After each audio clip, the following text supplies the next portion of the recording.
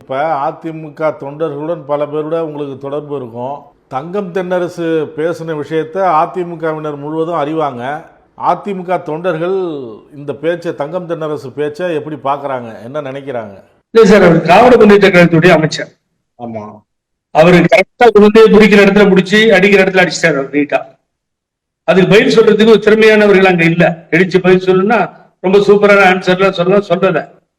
யார் கட்டுப்பாட்டையும் நாங்க இல்ல, யார் கணக்கையும் எங்க நீங்க போட தேவையில்லை, எங்களுக்கு தெரியும்.